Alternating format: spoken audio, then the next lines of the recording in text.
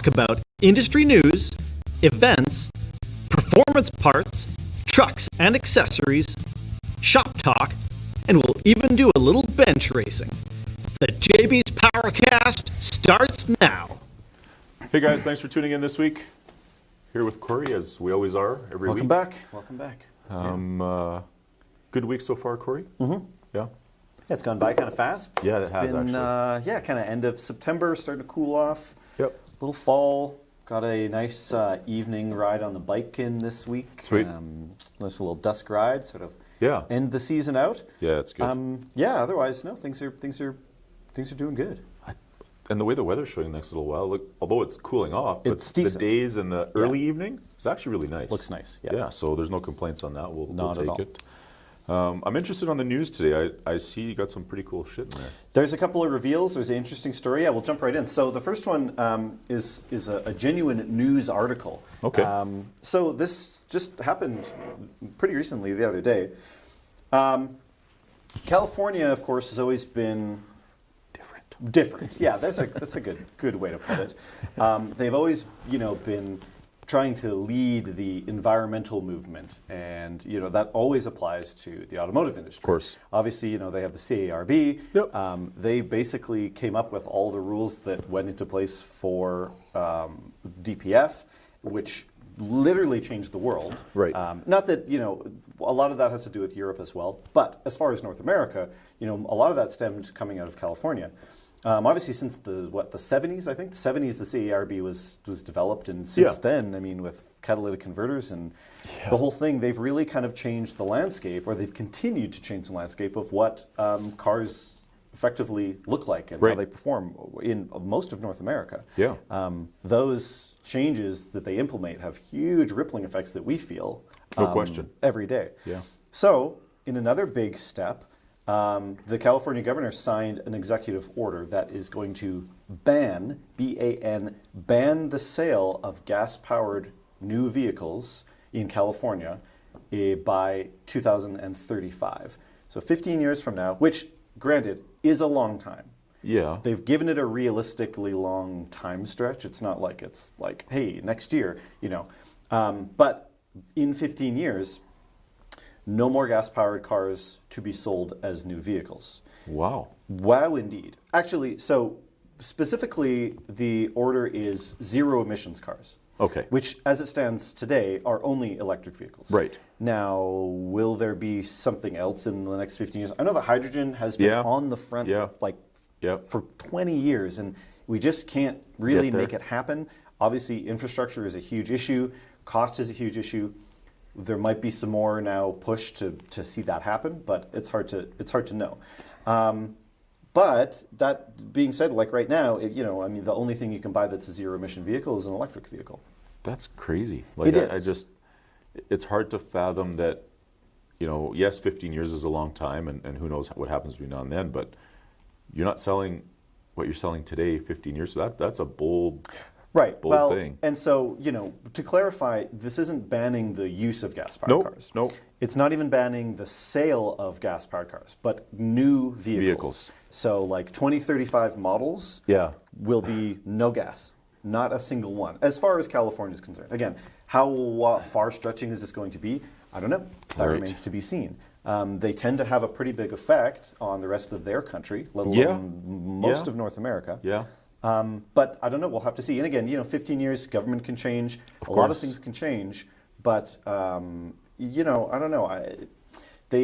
When it comes to stuff like this, they tend to, Californians aren't going to suddenly elect a table-topping, totally different governor. No. Which is going to flip all of their they seem to be pretty consistently all the way through.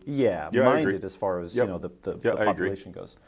So it's interesting, and it's interesting that California has these notions, considering their close ties with the automotive industry, the aftermarket industry, car culture.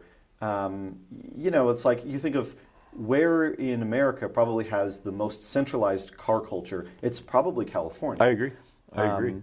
And again, it's not like they're going away. It's not like they're saying, oh, you're not allowed to drive them anymore. But that is a huge shift if you can't buy a new car that's gas-powered. obviously that has huge effects that span pretty vast. Yeah, I mean, the U.S. as a country and as a machine of product, and they kind of drive the way things happen in the world. I agree. California's always had that sway when it comes to environment, and their large state, and all that, and Hollywood and all that stuff is there. There's a lot of money there. A lot of money there. It's interesting. I mean, I don't think it's a bad thing. No. I think it's interesting. It's interesting. I don't think it's a bad thing. I don't think it's the best thing. I land somewhere in the middle. Yeah. Obviously, I'm far from an anti-environmentalist. Yeah. It is a good thing. Sure. Obviously. Yeah. But it's, I feel like I haven't thought about it enough to genuinely weigh out both sides of it. Because would you agree that it's not something you actually thought would ever be a thing? No, never, ever, right? ever, never. I mean, if it's like, oh, well, one day there'll be no more gas-powered cars. Yeah, what, in like 500 years? When we're all out of gas. Yeah, exactly. 3010, maybe, right? Yeah, when there's no more petrol. Right, and the flying cars, the Jetsons thing, I get that. Man, it makes me feel old. 2035, it's funny if you think about put yourself in, high school maybe, call it, late 90s, right? Sure. 2035, that sounds like the future. Of course. That's not that far. No, it's not.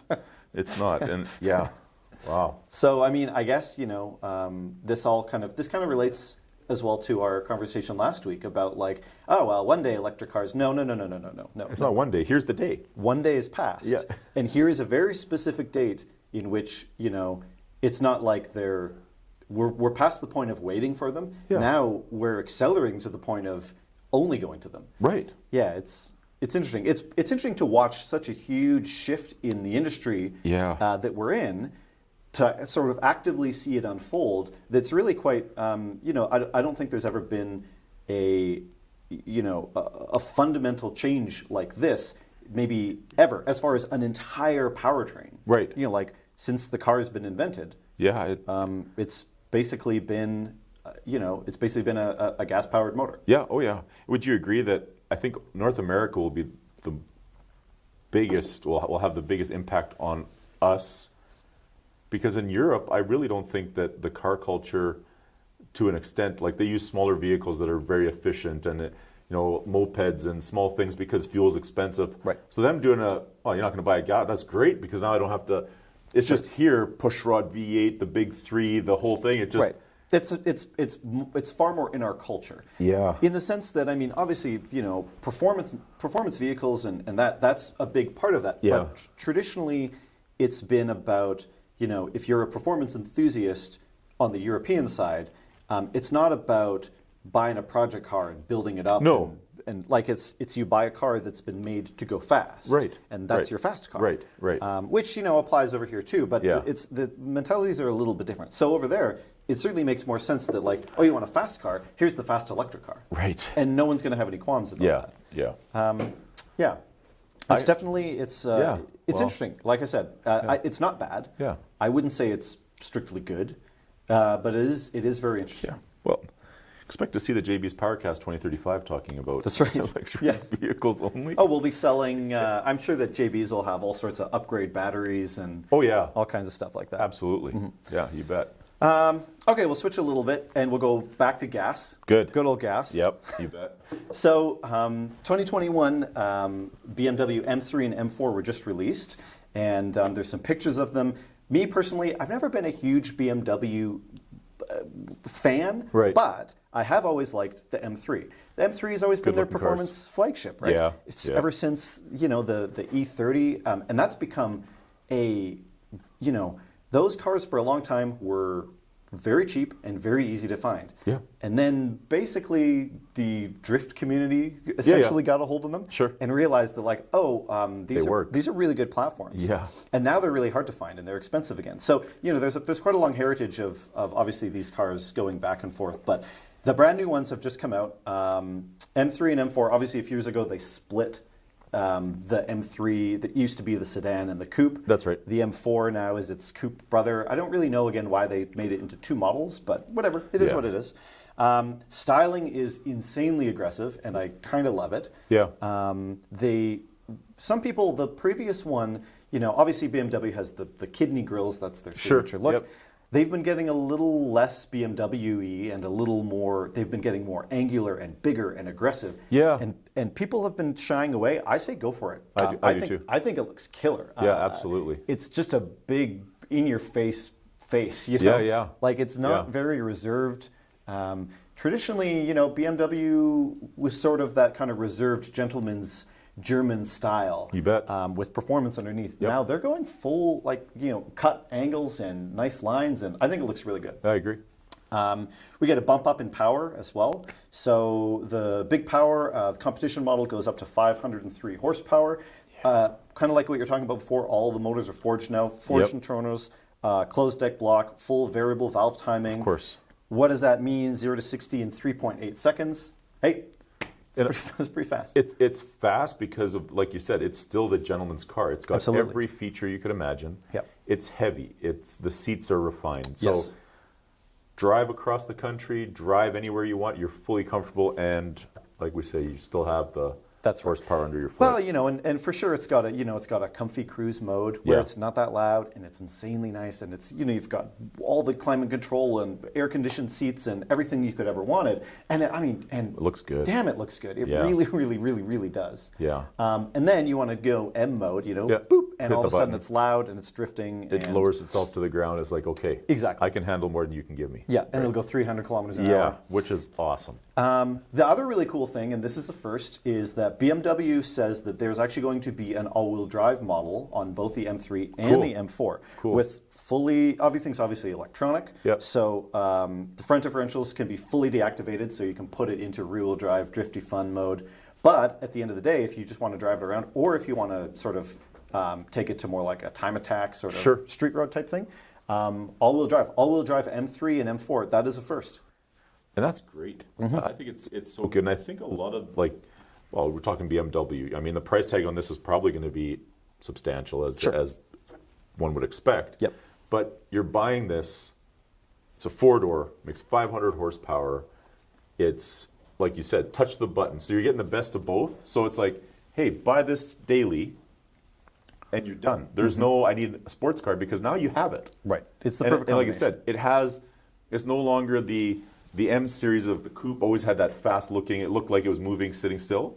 Well, now the four-door does too. Totally. And you're good. Yeah. Right? So, yeah, maybe the higher price tag, but I got my sports car, my sedan that I drive to work, and then I can track it on the weekend, or I can do whatever. You can drop the kids off on the way to the track. It's unbelievable. Like, it's, and again, I like that about where the car culture is going, that, you know, even the trucks we talk about, they're everything you need them to be. Right. At all times. We've kind of figured out, or we're starting to figure out really how to make, you know, I think that a lot of companies have been trying for years to make an all-purpose type thing. You know, well, it can do this and that and this and that, but it seems like they're always cutting corners. Yeah. The more engineering that's involved and the more R&D, you know, it's just cars are getting better at doing everything. Yeah, yeah. One nice thing too that I sort of skipped over is the M3 and the M4. Unlike their immediate competitors, which would be the Mercedes AMG C63 and the Audi RS5, neither of those have manuals anymore. They're all, you know, fancy 12-speed, you know, dual clutch, all that stuff, which is cool. That's great. That's good. Dual clutch stuff is so good. But if you want a good old-fashioned row your boat, M3 and M4 are still going to have a 6-speed manual transmission option as well, which is BMW just a little bit more. Yeah, a little bit. Yeah. You know, like. Probably not the smart purchase, especially if it's your daily that, you know, in traffic, okay, whatever, but come on. Yeah. When you want to, you want to. So much better. Yeah, exactly. Yeah, when you want to, you want to. Yeah, exactly. You know? That should be the slogan. BMW. Yeah. When you want to, there you want to. That's trademarked by Corey and Adel and JBs Powercast. Yeah, if I see that in an ad, anywhere, I'm going to be pissed. Exactly, because we want royalties from that stuff. That's right. Yeah. Even if it's a little bit. I'll take whatever I can get. I'm not taking even a shirt. Sure, yeah, just a shirt with it on it. That's fine. Yeah. Okay, we'll talk about one more car. Sure. Speaking of fast, so we're going to flip it back a little bit to electric because we can't not. Tesla has their Model S. That's the fast one. It's been the fast one for a long time. Sure. Everyone's been regaling about how fast it is. Well, Tesla announced that they have the upgraded version. So a while ago, people saw a Model S going around some tracks, Nürburgring, stuff like that, that was camouflaged and bigger wheels and it had a wing, and people were like, what is going on with this Model S? Well, they've been working on the Model S Plaid. Of course, in the Model S, there is the Plaid mode, which is like the super fast mode. So now they have a whole new submodel. This is the tippity-tip top one. Right. This thing is nuts. So the Model S Plaid, we don't know the configuration exactly, but we do know that it's going to have 3 motors. So the regular Model S has 2.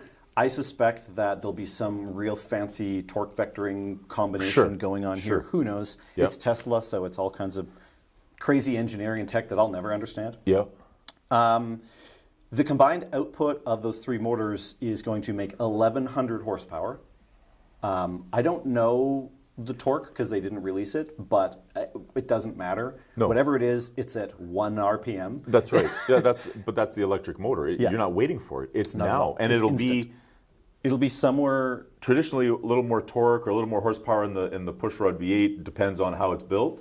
This is going to be 1,100 and maybe 1,100. Yeah, like very, very close. Right? Yes. Like so. That's cool. Yeah, easily 1,000 pound-feet of torque, instant on. So they're guessing that this will do a 0 to 60 time in less than 2 seconds. Less than 2 seconds. So like 1 Mississippi 60. Yeah. Which is crazy. That's awesome. It's so nuts. And they're also hoping it's going to do a quarter mile in under 9. Less than 9 seconds, quarter mile.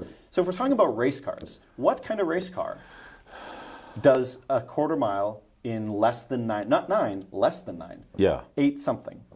That is typically a car, I mean now because of the LS stuff, but under 9 seconds, you're not going to find it. Like what street car? There isn't. Right. Yeah, there isn't. That's not a thing. Yeah, no. And like even in like drag racing, that's fast. That's serious competition level. Well, in drag racing, to go that fast, like in the 8s, you have full cage, full parachute, fire suit. You need it. It's the rules. Yeah. This has got a seatbelt.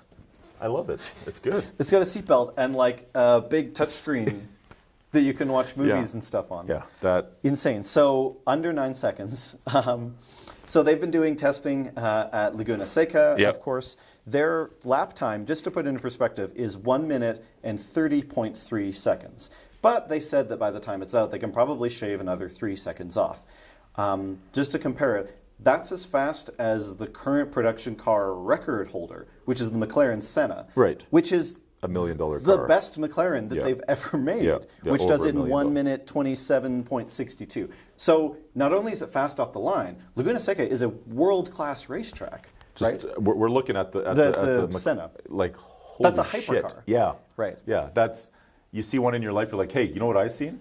I got to see it. Hey, guess what I saw today? Oh my God, guess what I saw? I was at the museum, and they had one. I saw one of 10 or however many non-existent ones there are. Wow. And that is designed. That is a race car. That's what it's made for. Now we have a Model S Plaid, which is it's a sedan. Yeah. Very nice. Oh yeah. Luxury. Yep.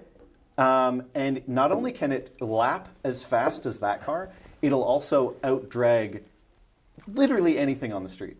No question. It's nuts fast. It's so 4 crazy. doors. Yeah. And it will be in a dealership with a window sticker on it. Yep. Because the McLaren doesn't have a window sticker. Nope. Because they're calling you to come get it if you're in that ballpark. If you made it on the list. If you made it on the list, people know you.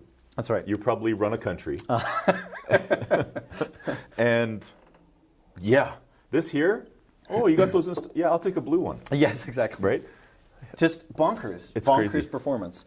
Not only that, we'll mention range because it actually does matter. Yep. So I was actually going to talk about the Volkswagen, the ID4, and I might talk about that next week because that, as far as electric cars go, is really important in the market. Right. But that's got 400 or 100 so mile range, which is about where it needs to be for a practical electric car to be used and to be road tripped and stuff like that.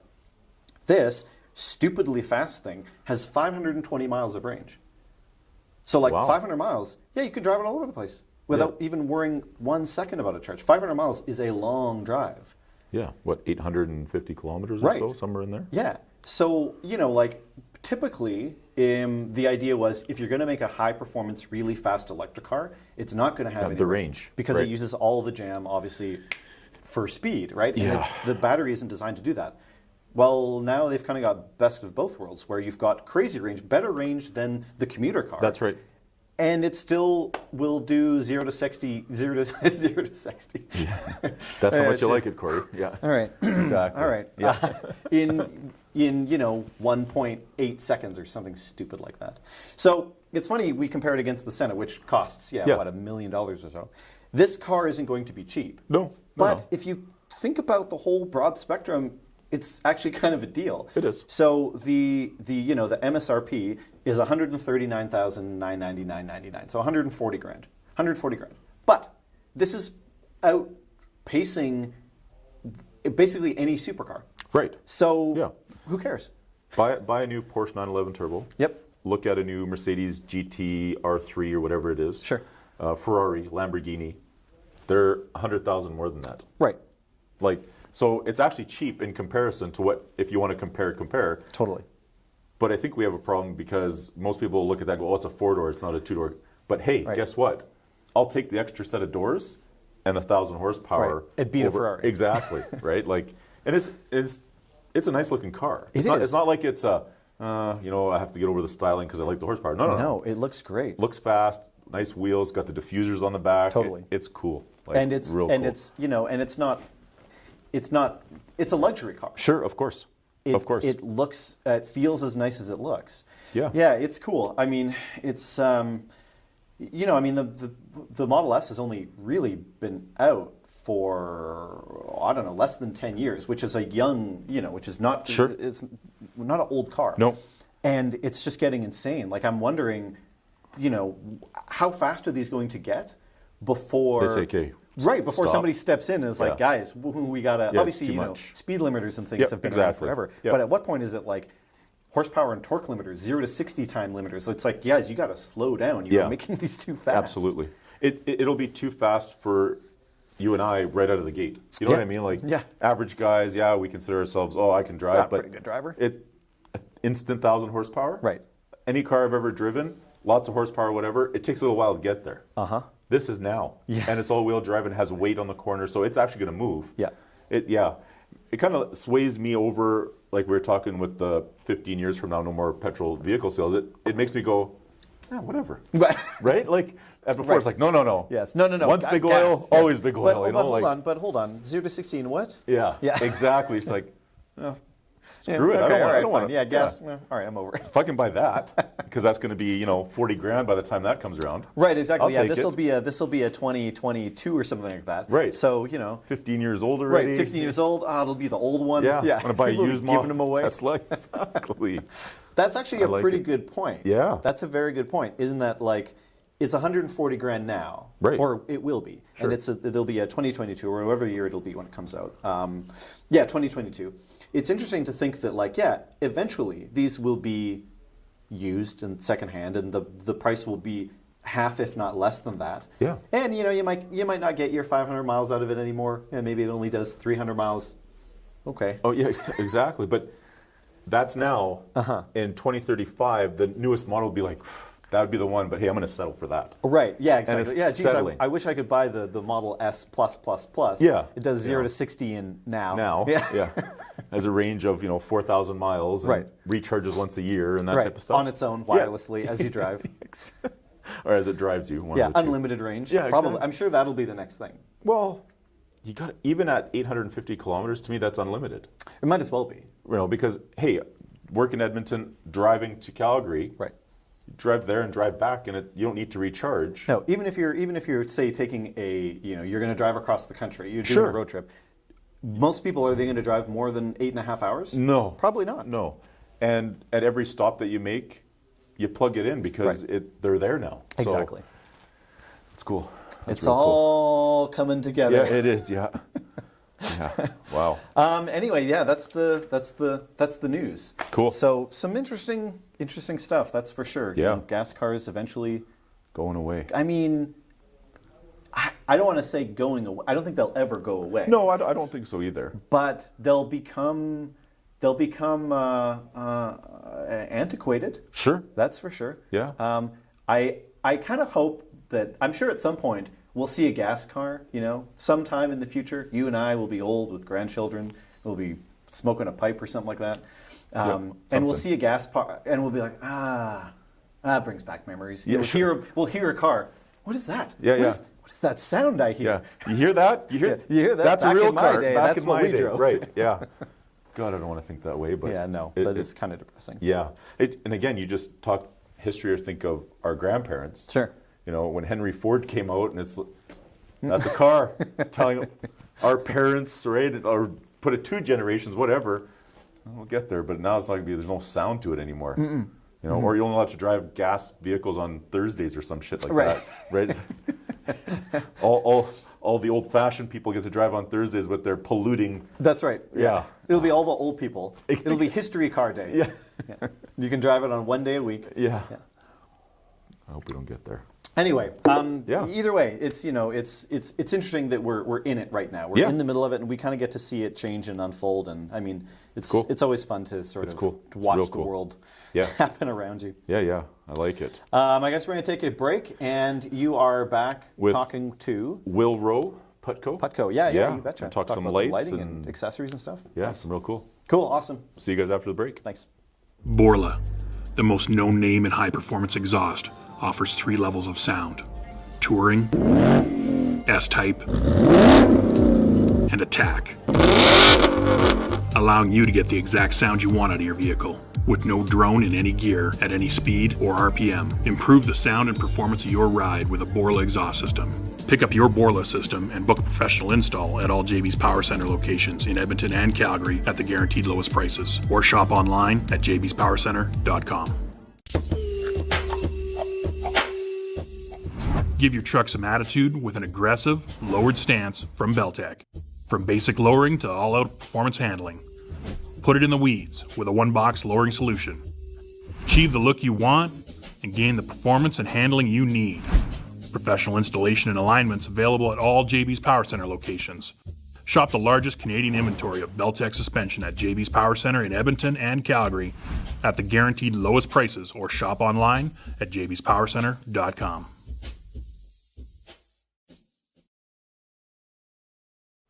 We're back, guys. We got Will Rowe on the phone from Putco. Will, thanks for taking the time.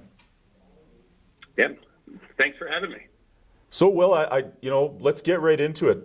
Tell us about Putco. Tell us, the founded, when did it start? Let's get right into it. Yeah, well, so Putco is roughly a 50-year-old designer, distributor, and manufacturer of high-quality automotive and truck accessories. We started out in Des Moines, Iowa, where we currently have a 60,000 square foot warehouse, manufacturing facility, and assembly. They're still in Des Moines. Wow. Yeah, family owned. It's been family owned since it started, and continues to grow. And our owner James Atwell is bringing in his son, and the son's stepping in, working with some sales, and really trying to keep the quality and innovation to the high standards of Putco. And we're super excited to for some of the new things that'll be launched hopefully in 2021.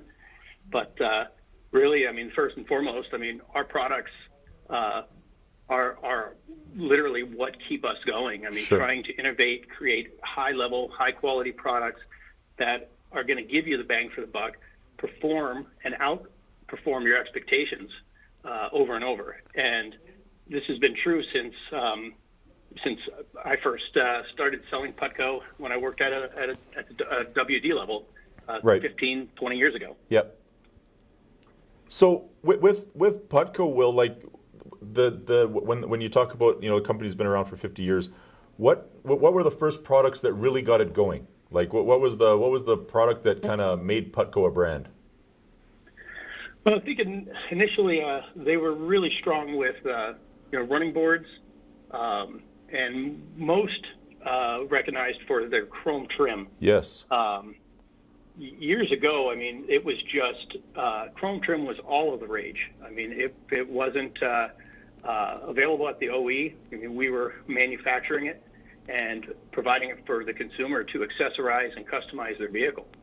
And it was easy. It was inexpensive. There wasn't a major skill involved. I mean, simple 3M tape and press on your door handles, and all of a sudden you have a platinum version of your vehicle. Right.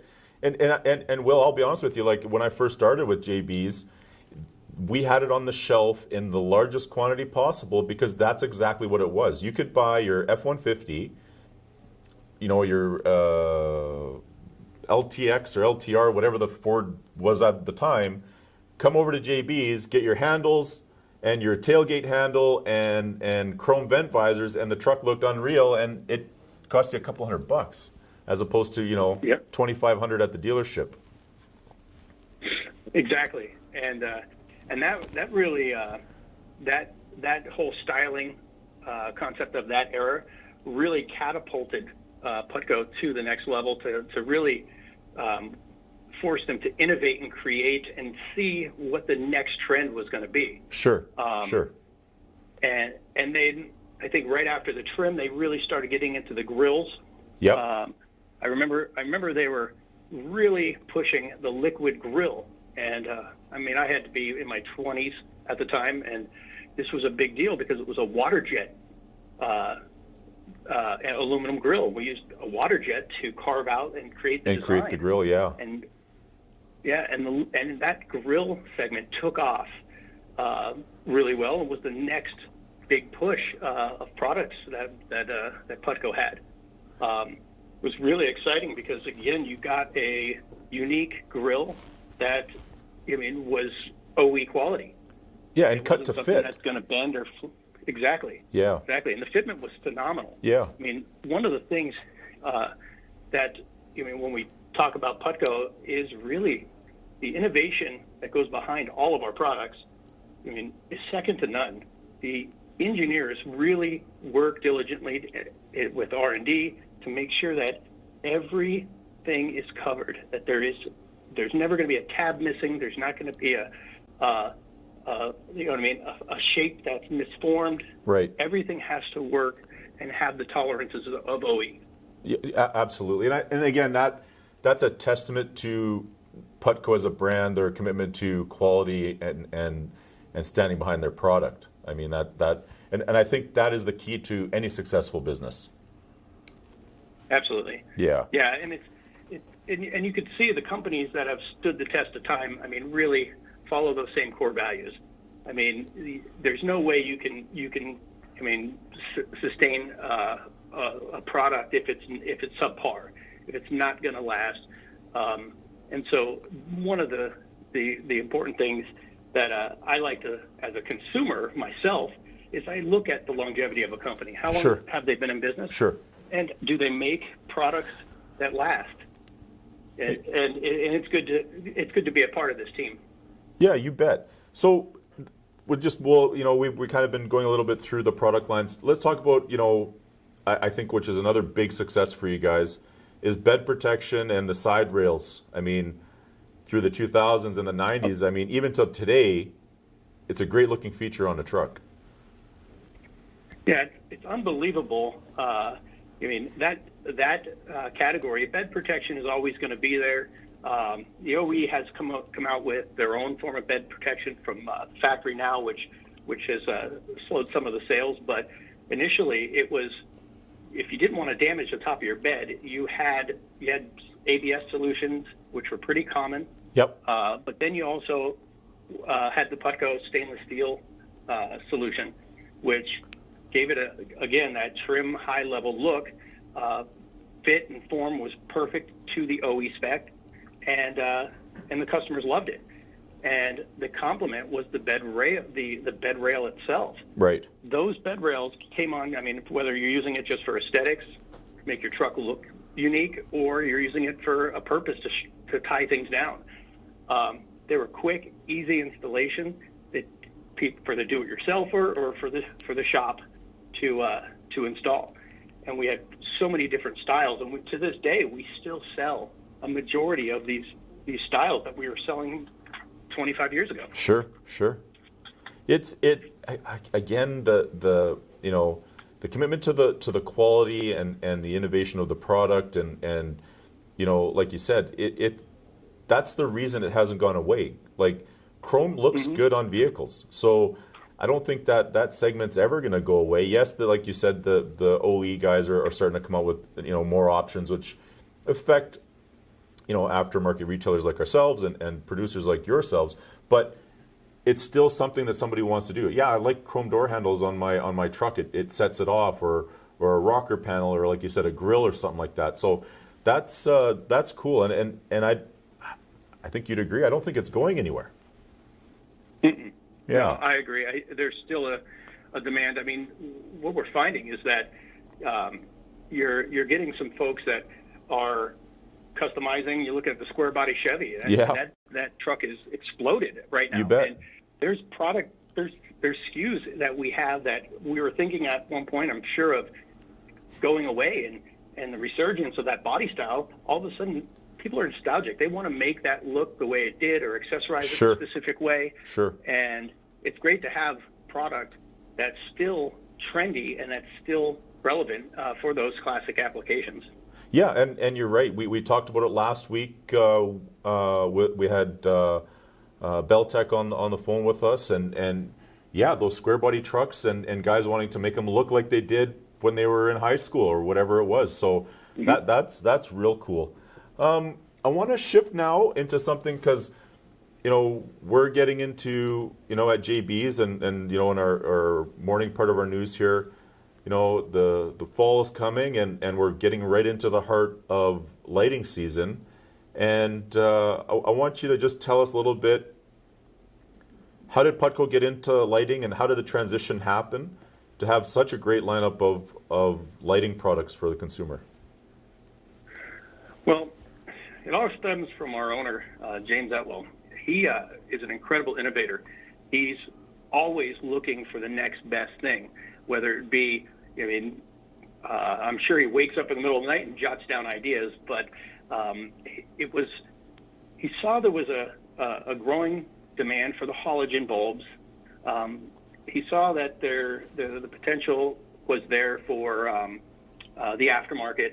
He saw some other brands coming out with some bulbs, and what he wanted to do is make a bulb that was premium quality, that gave off the lighting that it advertised, that performed the way it was advertised, right? And give it to a consumer that you're not going to have to disassemble your headlight assembly in 3 weeks or 3 months to replace your aftermarket bulb. And so it started there, and that innovation gradually grew to what's next. Right. And the halogens, you're limited with halogen, the output, the heat. You worry about harnesses failing because you're trying to put a high watt bulb in an OE socket. And so that naturally progressed into the LED market. And early on, the LED market was not as competitive. It was a lot of innovation, a lot of trial and error. Following the Putco quality, we went out, we designed and then sourced a high-quality LED light bulb that is not only going to produce the light consistently and project it safely out in front of the vehicle, but it's going to withstand the test of time. It's going to last for the majority of the life of the vehicle. Absolutely. And that brought us. Okay. I'll just say that it's something, when we're talking LED lights in our store, here, when you're talking about the thousands of hours that they're designed to last, it's a selling feature to the customer, going like, think about how many times you're driving your vehicle and how often your headlights are on and how often you're using them. Then look at that, they're designed to last thousands of hours. Technically, perfect world, they last you forever. But so it's the coolest thing to tell somebody, this actually, for as long as you own your vehicle, should be the last set of lights you buy. It's cool to think that way, and the thought process behind, I want to sell something, a good quality product, once to a customer, because we know that everybody doesn't keep their vehicles forever. and they'll switch into another one and hopefully buy another set. But yeah, I want you to buy it once. I want you to be happy with the performance. That truly is the innovation. Yep, absolutely. And there's so much that goes into a Putco bulb opposed to some of the lesser expensive competitors in the market.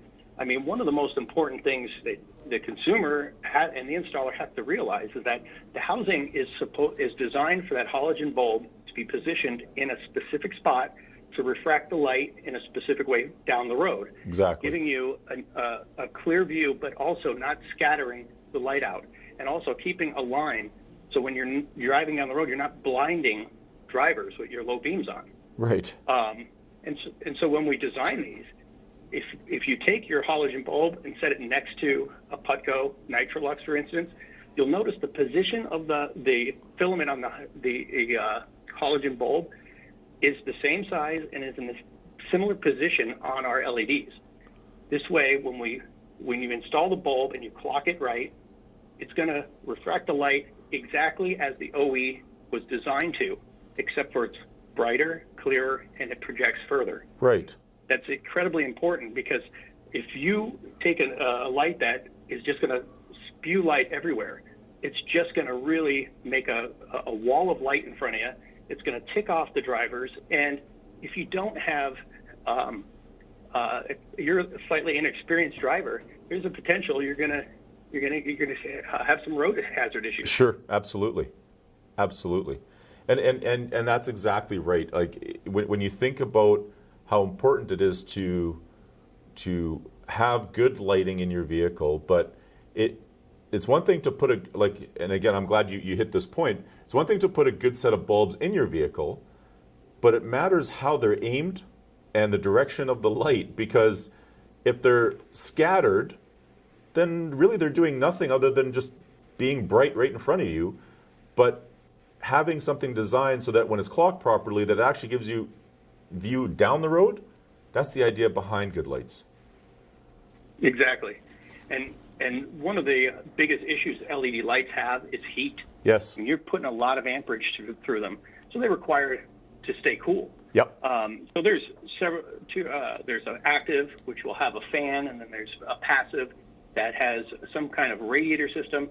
And the issue with those two, which effectively work, those two designs work. However, space is an issue. Sure. Most applications, you're limited in space. So James and our engineers have designed and patented the braided copper heat sinks. Yep. This allows for maximum heat transfer, but you can literally stuff these into almost any headlight housing without an issue. Right. And then it's going to stay cool, and it's going to work for, like we said, pretty much the lifetime of the vehicle.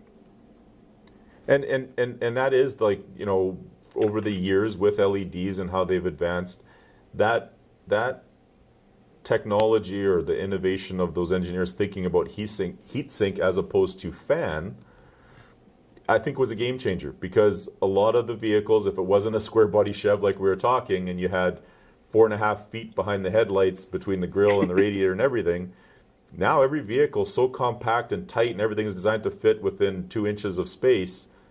Yeah, you want the aftermarket lights, but oh geez, I have to cut things out to make them fit. So those heat sinks were, I think, a game changer when it came to making LEDs work and everything. Yeah, 100%. And we understand that there's price conscious consumers out there. Sure. And I mean, we do manufacture a high quality bulb to meet that price point. Yep. Which is our F1 bulb, and it has an aluminum flexible heat sink, which still allows you to have, fitment to almost every vehicle out there.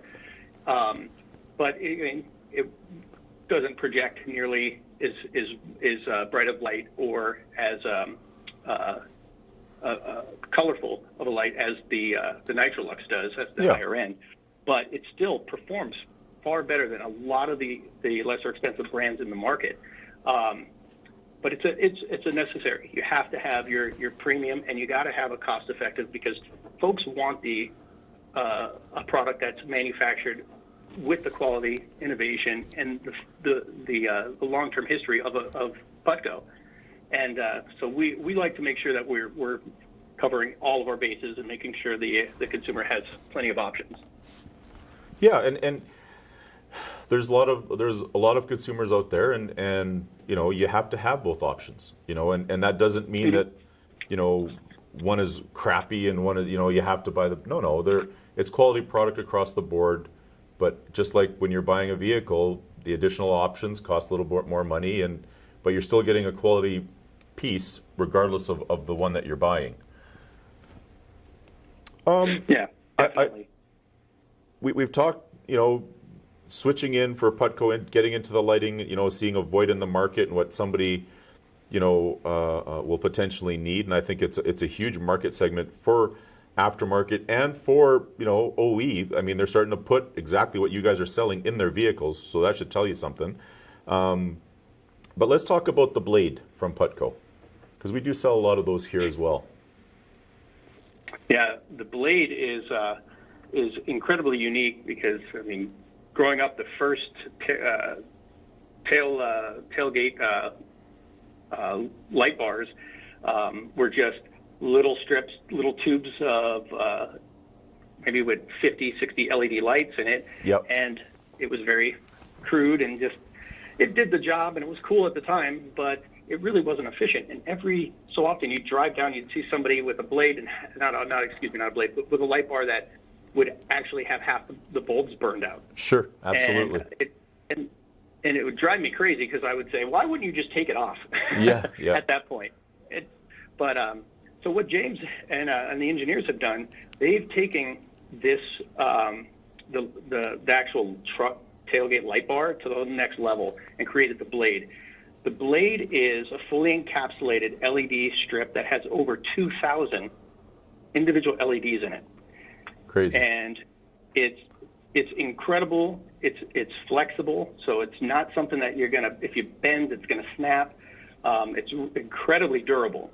It performs your brake light, high intensity white reverse.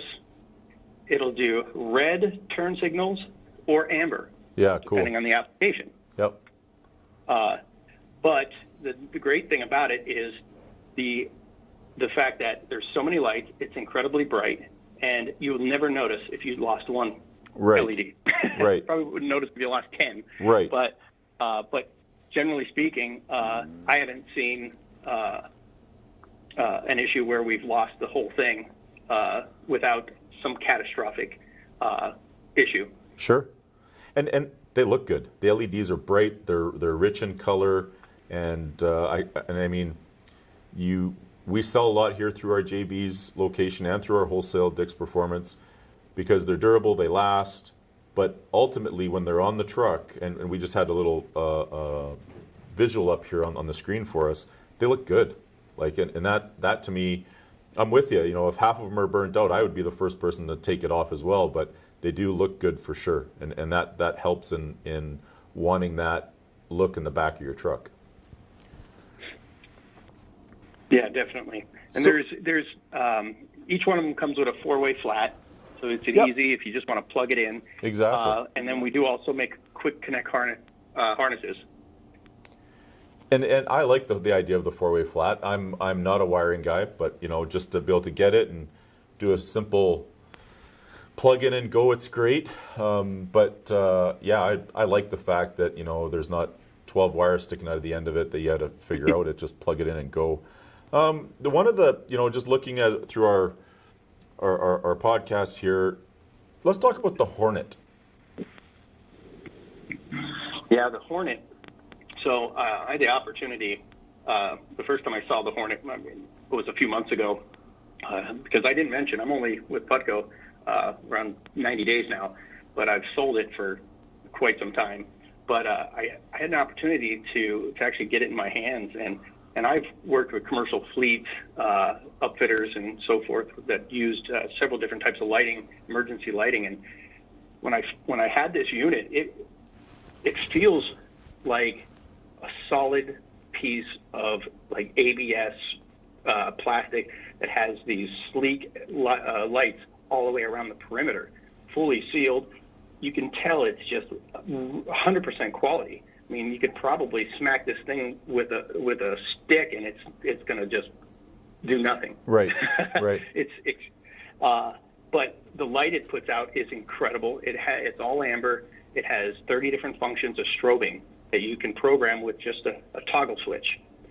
It also comes with, it has a universal mount.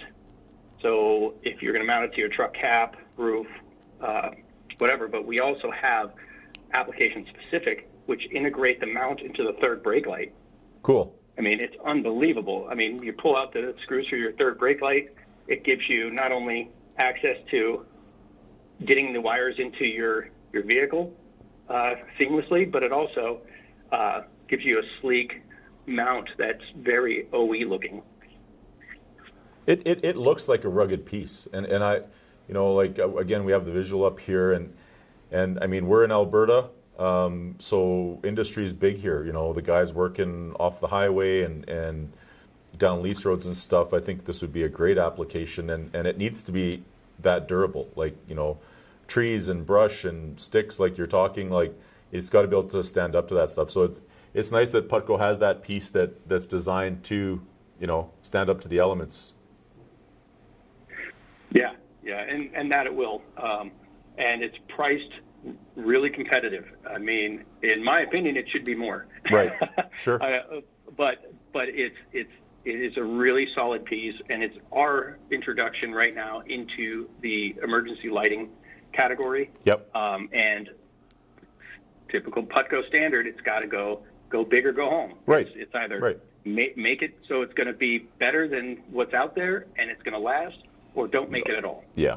And again, that to me is a testament to the reason you guys have been around so long. Like it's great. So, I mean, lighting is obviously now a segment for you guys. The Lumicore and fog lights and Jeep lights, we have customers coming in and buying the LED turn signals and LED interior bulbs. And the one thing I've noticed about, we initially talked about, yes, you can find something cheaper. But when you look at, the Lumicore, for example, or just a properly done LED light, when you put it on the interior or signal light, how many LEDs and how rich the color is and how vivid they look is truly the reason you're buying it. So, where, you can go on Amazon and buy LEDs for 59 cents a piece, there's a difference. And I think, if our listeners and our consumers actually look at those things, there's a reason that you pay a little bit extra, but the quality and how long it's going to last and what you're going to get out of it is what the difference is. Oh, absolutely. And I mean, accessory and the LED bulbs for your tail lights, turn signals, and marker lights, I mean, they're incredibly important. And the last thing you want to do is skimp out on something that can potentially cause an accident or even save your life. Sure. I've been, in numerous occasions driving where it's either been fog or in a heavy snowstorm, and you don't want a light to fail, or you don't want the light quality to be that poor where no one's going to see you as they're behind you driving down the interstate. You want to have the bright, vivid light, but you want the quality to withstand the elements. I mean, if it's sub-zero, you don't want any kind of failures or flickers or anything to happen to your taillights or turn signals. Yeah, so exactly. It is absolutely incredibly important to make sure that that's an area you don't want to cheap out on. You want to take your time, do your research, invest into a light that's going to outperform anything you'll ever need.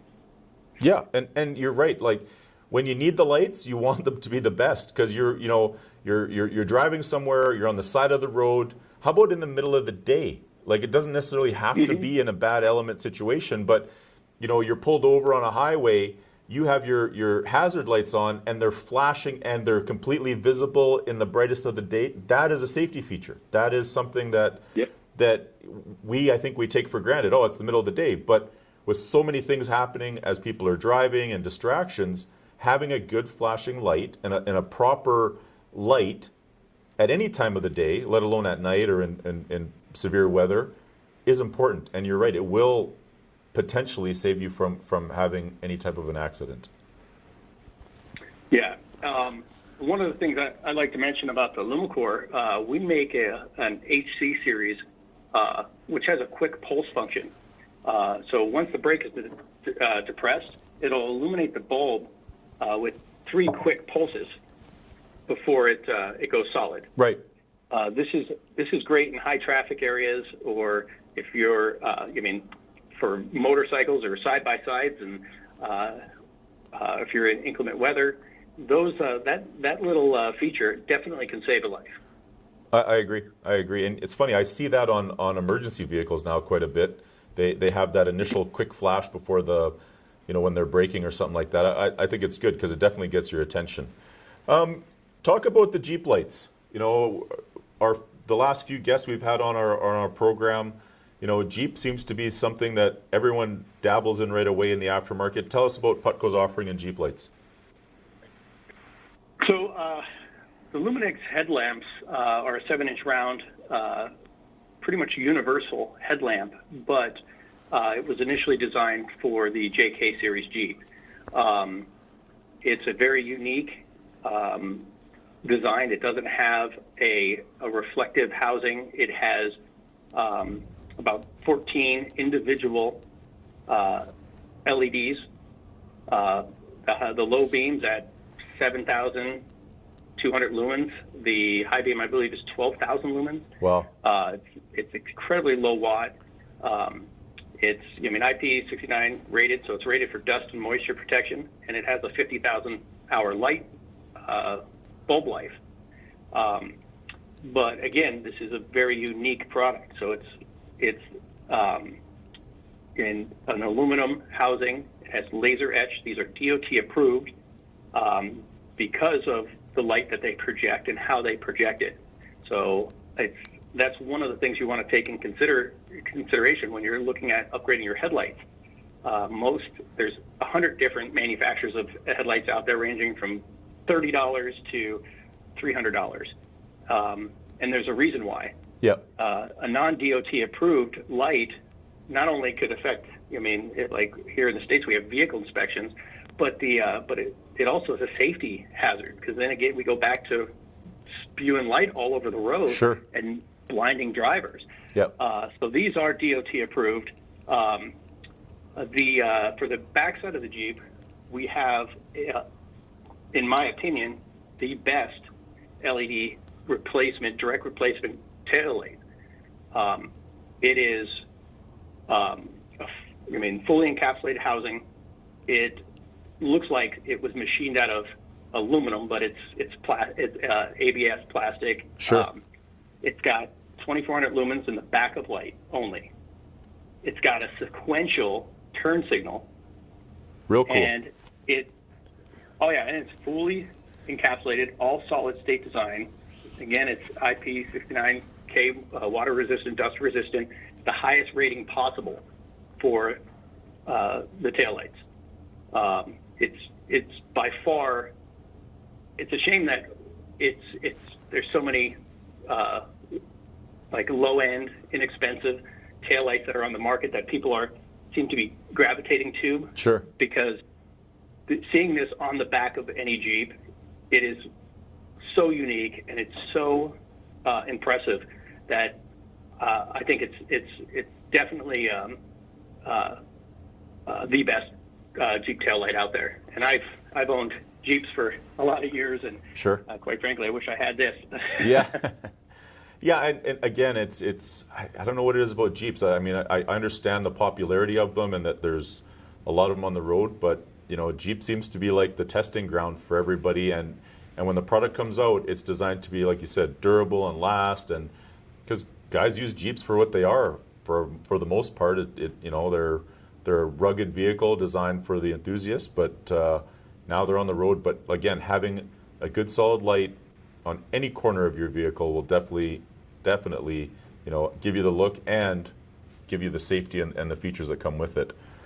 Will, I want to you talked about the owner of the company and that his son is going to get into some of the sales, start taking over innovations. We know Putco always has stuff in the works. Can you tell us about the new lines? So the current new lines that we have, I think the biggest one we have is the VentureTech rack. Yep. I don't know if you have an image of that up. This particular rack was really designed for the adventure, the weekend adventurer. Yep. I mean, someone who wants to go out and use their vehicle, whether it be put a rooftop tent on the top, their bikes, kayaks. It's all aluminum extruded, and the cool thing about this is the bending and how this is manufactured. I mean, we are really the only ones bending extruded aluminum this way, where it doesn't distort, contour any of the channels on the bends. So it's absolutely incredible to see, and it's such a new product. And as we get more and more in the field, and we get more displays out there where people can, touch and feel and see them, I think they're going to be overwhelmingly shocked on the quality and functionality of this. It allows for integration for almost every adapter that's out there because of the sliding channels. You're able to bolt any bike rack, kayak rack, rooftop tent to this. We also have a numerous amount of accessories to go with it, so you can really customize from grab handles to fuel, auxiliary fuel and water mounts, trays, storage compartments. I mean, it's really the sky's the limit with the accessories with this. I mean, we're going to go so far with it to the point where it could be like your little self-contained little campground. Sure, absolutely. And I'm excited to see. Yeah, well, we got a visual up here right now, and yeah, it looks great. And it is that weekend warrior, customize it the way you want, extruded aluminum. Like, I mean, again, I think that the market segment that's where it's going. We want to get out a little bit, and now you have the options of kind of customizing your own outdoor vehicle when it comes to products like this from Putco. The VentureTech looks real cool. Talk about the Mudskins. Yeah, so the Mudskins are really just a high quality direct fit mud flap that has this hex shield pattern that gives it a custom look. So you're not looking just at a rubber flap or a plastic flap. This gives it some really aggressive design, and also it gives it a heavy duty anti-sail on the bottom. So if you're rolling down the highway, you don't have your rubber flap flapping up, still allowing debris to get kicked through. Yep, you bet. And when you're traveling on, a dirt road, or if there's salt and debris on the road, that's incredibly important. But so the function is there, but the style is there too. That's what makes it cool. Because really making a mud flap look cool, it's kind of tough. But I believe that our engineers actually knocked it out of the park with this one. And the pictures don't give it justice until you see it on a vehicle, and it's really something. Yeah, you're right. It's tough to make a mud flap cool, but we're looking at the visual right now. It has a look to it. You're going to notice it for sure.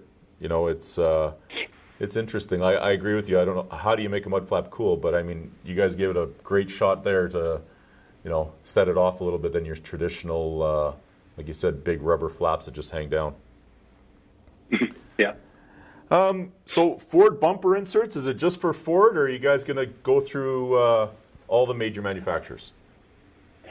Yeah, initially these were the Ford were new for this year, and wherever there's an opportunity or a need for an accessory to enhance the vehicle's function or look aesthetically, we're definitely looking into that. But there's so many. With the gaps in the OE bumper, and folks will do a replacement grille, and sometimes they'll have some kind of inexpensive mesh inserts. Well, we took it again to another level and created the hex pattern, where it's going to be a solid piece. It's going to mount in there perfectly. It's going to look OE, and it's going to fill that void. So it's going to make the front end all come together. Because when you got this nice finished grille, you got some decent headlights in there. You might have, different types of like a bug shield or anything on the front, but you're going to have a bumper that has your OE and the two holes in the middle or on the side, and it kind of looks unfinished. So this is a way to make sure that the front end is complete and give it that finished look. And it does. And again, we're looking at the visual. It blends real nice on the Ford, and looks good. It finishes it, because if you just do the grille and not that side, like it looks good. It looks real good. Yeah. So there's always something in the works. Of course.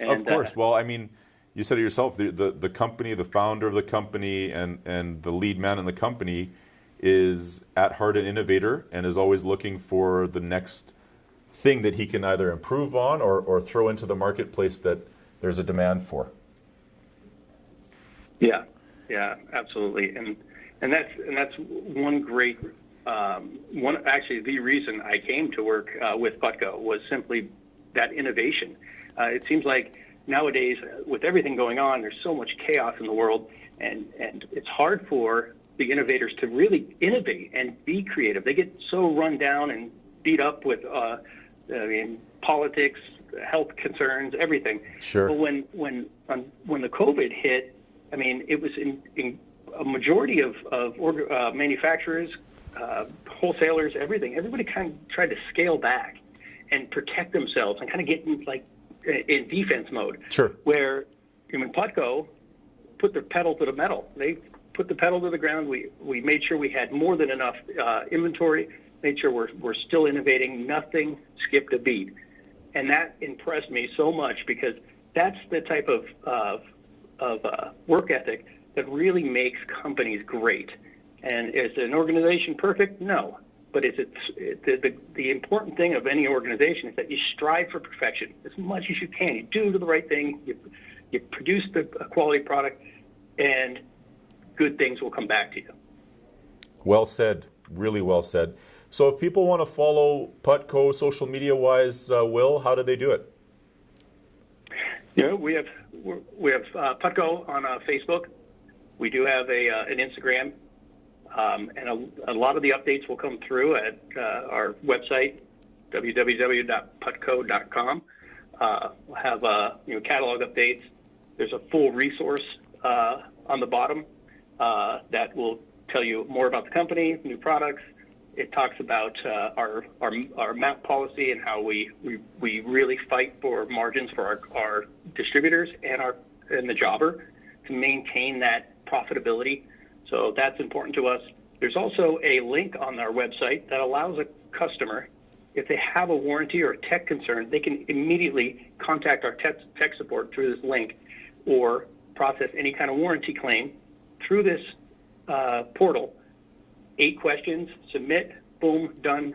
24 hours. They're sending a product back to you. Oh wow! So if you do receive a defect, you can go on there and they verify it's defective. They send you a call tag. They send the product right out. It's really seamless. It's unbelievably efficient, and that was designed to take some of the pressure off of the retailer and off the wholesaler, and also, if it's a technical issue, we can handle that and keep that product in the field. There's no sense shipping something back that was perfectly good. It just maybe somebody was a little confused on the installation.